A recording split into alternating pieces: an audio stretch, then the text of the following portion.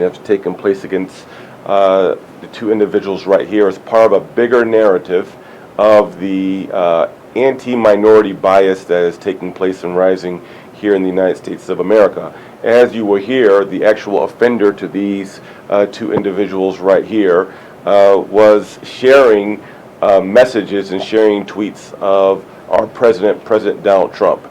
And we all know that there's been a rise in xenophobia and anti-Muslim sentiments in the United States of America.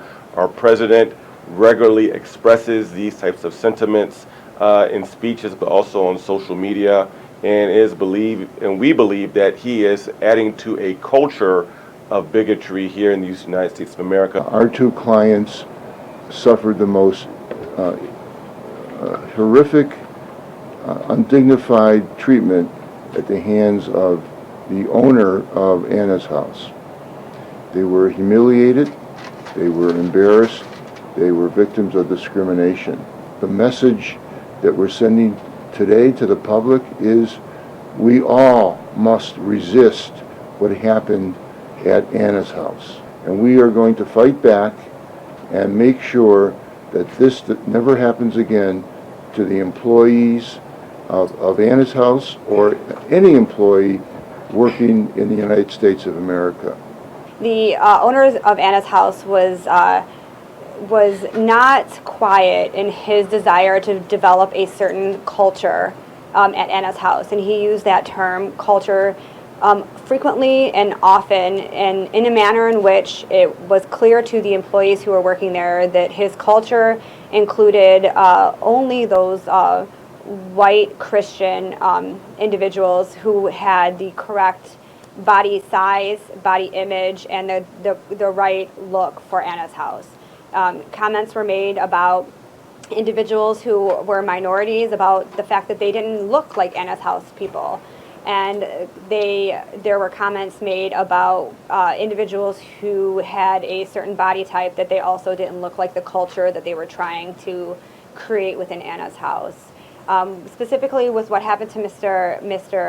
Diao is his stepdaughter was hired, and she is a practicing Muslim woman who wears the hijab.